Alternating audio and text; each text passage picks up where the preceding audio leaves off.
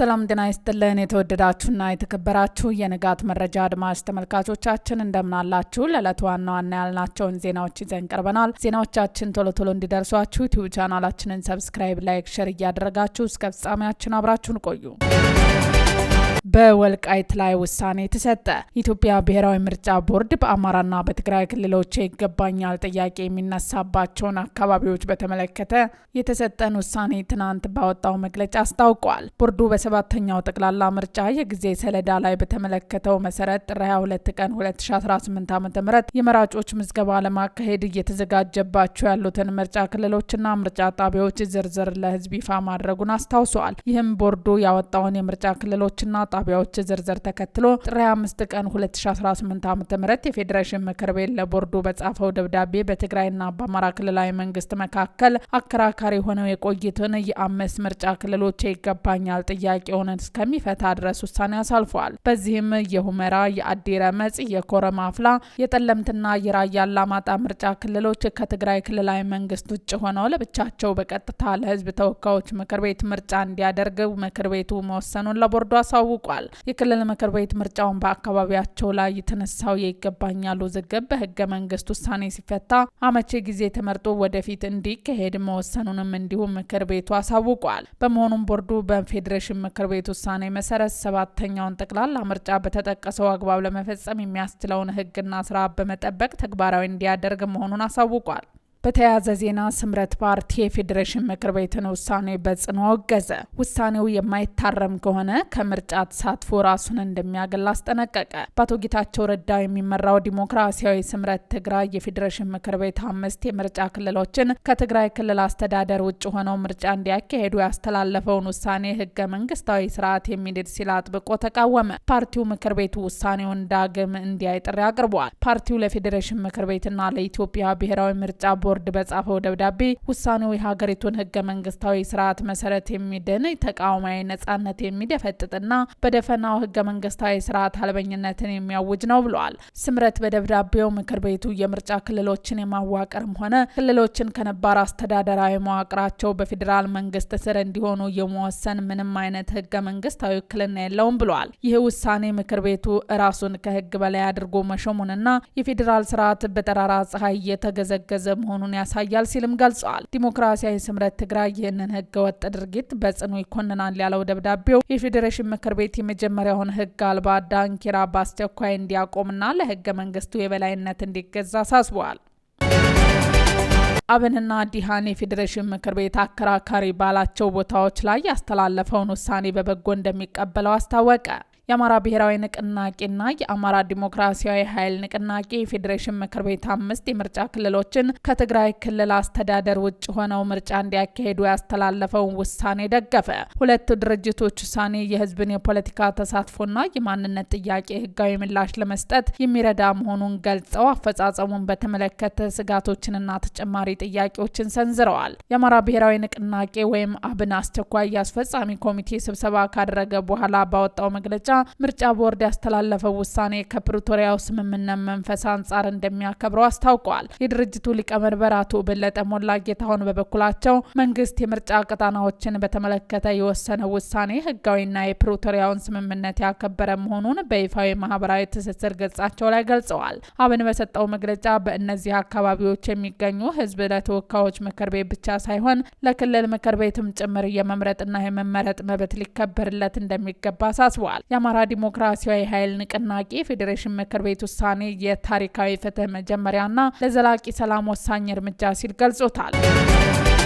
ያልተጠበቀ ነገር ግብጽ የኢትዮጵያን የባህር በር ጥያቄ ልትደግፍ እንደምትችል ተገለጸ። ዘናሽናል የተሰኘው የመካከለኛው ምስራቅ የዜና ምንጭ የግብጽ ዲፕሎማቲክ ምንጮች ዋቢ አድርገው እንደዘገበው ግብጽ የኢትዮጵያን የባህር በር ጥያቄ ለመደገፍ ፍላጎት አሳይታለች። ግብጽ ይህንን ድጋፍ የምትሰጠው የአባይን ውሃ ወይም ህዳሴ ግድብ ጉዳይ ዘላቂ ልባት የሚያገኝ ከሆነ መሆኑ ተገልጿል። ግብጽ ለረጅም ዓመታት ኢትዮጵያ የባህር በር እንድታገኝ ስትሰራ የቆየች ቢሆንም አሁን የታየው ለውጥ በሁለቱ ሀገራት ግንኙነት ላይ አዲስ ምዕራፍ ሊከፍት እንደሚችል ተገምቷል። ዘገባው እስካሁን በዲፕሎማቲክ ደረጃ የተሰማ እንጂ በይፋ በመንግስት የተረጋገጠ አይደለም። የትግራይ ወጣት የተደቀነውን አጥፊ ጦርነት በማክሸፍ ሰላም እንዲያሰፍን ጥሪ ቀረበ። የታጠቀውም ሆነ ያልታጠቀው የትግራይ ወጣት የተጋረጠውን አጥፊ ጦርነት በመቃወም እጁን ለሰላም እንዲዘረጋ የቀድሞው ፌዴሬሽን ምክር ቤት አፈ ጉባኤ ወይዘሮ ኬሪያ ኢብራሂም ጥሪ አቀረቡ።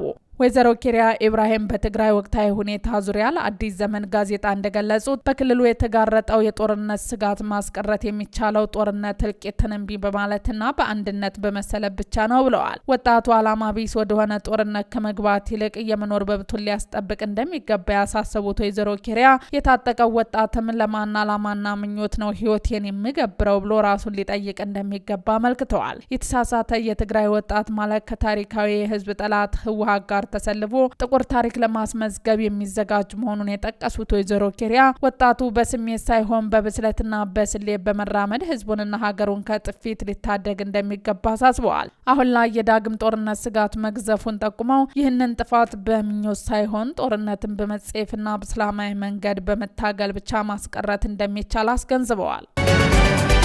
ውዝግብ የፈጠረው የአልጀዚራ ዝግጅት። አልጀዚራ ይፋ ያወጣው የ20 ኢትዮጵያውያን ጋዜጠኛና የእስራኤል የጋዛ ድርጊት ውዝግብ አስነሳ።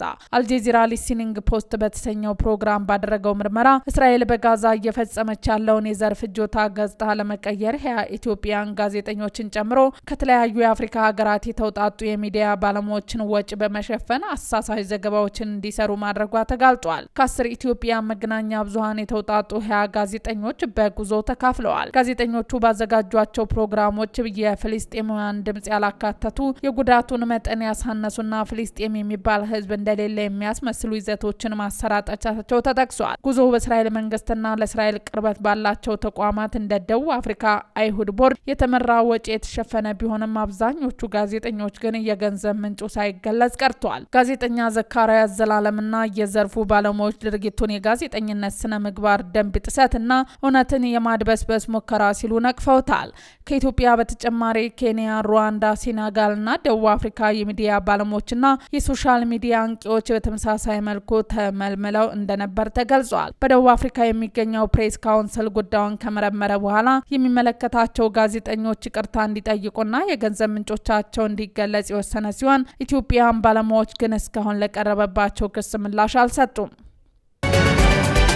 በኢትዮጵያ በግዳጅ ልመና ላይ የተሰማሩ ህጻናት ሆን ብሎ አይነ ስውር የማድረግ ዘግናኝ ወንጀል እየተፈጸመ መሆኑ ተጋለጠ። በኢትዮጵያ አካል ጉዳተኞች ለግዳጅ ልመናና ለሰዎች ዝውውር ወንጀል የማጋለጥ ተግባር እጅግ አደገኛ ደረጃ ላይ መድረሱን የፖፑሌሽን ካውንስል ያካሄደው ጥናት ይፋ አደረገ። በጥናቱ ከተመዘገቡ ግኝቶች መካከል ህገወጥ አዘዋዋሪዎች የሰዎችን ርህራሄ ለመሳብ ሲሉ ህጻናት ሆን ብለው አይነ ስውር የሚያደርጉበት አረመኔያዊ ድርጊት ቀዳሚ ሆኗል። በአዲስ አበባ፣ በመቀሌና በድሬዳዋ ከተሞች ላይ ያተኮረው ይህ ጥናት ተጎጂዎች ከገጠር አካባቢዎች በደላሎችና በቅርብ ዘመዶቻቸው ጭምር ተታለው ወደ ከተማ እንዲመጡት አመልክተዋል። ከተማ ከገቡ በኋላ መድኃኒት ነው በሚል አይናቸው ውስጥ በመጨመር አደገኛ ፈሳሽ ማየት ብርሃናቸውን እንዲያጡ እንደሚደረግም ተጎጂዎች በለቅሶ መስክረዋል። የጥናቱ ዋና ዋና ነጥቦች ተጎጂዎች ከሌሊቱ 10 ሰዓት እስከ ምሽቱ 3 ሰዓት ድረስ እንዲለምኑ የሚገደድ ሲሆን የሚሰበስቡት ገንዘብ ሙሉ በሙሉ ለአዘዋዋሪዎች እንዲያስረክቡ ይደረጋል። የታዘዙትን ያህል ገንዘብ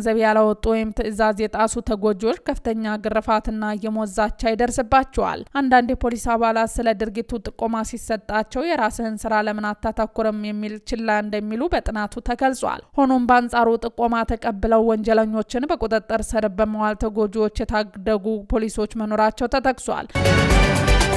አዲስ የኃይል አሰላለፍ። ሀትሬስ የተሰኘ የእስራኤል ጋዜጣ ባወጣው ትንታኔ መሰረት ኤርትራ ከኢራን ጋር በመወገን በቀይ ባህር ላይ ለሚፈጠረው አለመረጋጋት ዝምታን መምረጧ ለእስራኤልና ለአሜሪካ ስጋት ሆኗል ተብሏል። በቀጣናው ሁለት ተቃራኒ ጎራዎች እየተፈጠሩ ነው። በአንድ በኩል ኢራን፣ ኤርትራና የሁቲ አማጽያን ሲሰለፉ፣ በሌላ በኩል እስራኤል፣ ኤምሬቴስና ኢትዮጵያና ሶማሌላንድ ጠንካራ ጥምረት ሊመሰረቱ ይችላሉ። አሜሪካ በኢራን ላይ እርምጃ ከወሰደች ኤምሬትስም በኤርትራ ላይ እርምጃ የመውሰድ እድሏ ከፍተኛ ነው። ይህ የሩሲያ የቻይናና የቱርክ ተጽዕኖ በቀጣናው ሊዳከም ይችላል። ይህ ግጭት ከተከሰተና ኢትዮጵያ ከምዕራባውያንና ከእስራኤል ጎራ ጋር ከቆመች ለዓመታት የናፈቃትን የቀይ ባህር የባህር በር ባለቤትነት ጥያቄ ዓለም አቀፍ ድጋፍና እውቅና የምታገኝበት ታሪካዊ አጋጣሚ ሊፈጥርላት ይችላል። በአሁኑ ወቅት በቀይ ባህርና በመካከለኛው ምስራቅ አካባቢ ያለውን እጅግ ውስብስብ የፖለቲካ ሽኩቻ ቁልጭ አድርገው የሚያሳዩ ናቸው። በአንድ በኩል እስራኤል በአፍሪካ የነበራትን ገጽታ ለመገንባት በሚዲያ ባለሙያዎች ላይ ኢንቨስት ስታደርግ፣ በሌላ በኩል ደግሞ ኤርትራ ከኢራን ጋር ያላትን ግንኙነት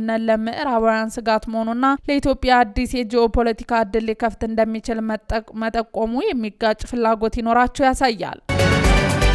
ውድ አድማጭ ተመልካቾቻችን ዜናዎቻችን እነዚህን ይመስሉ ነበረ። አብራችሁን ስለነበራችሁ ከልብ እናመሰግናለን። መልካም ቀን።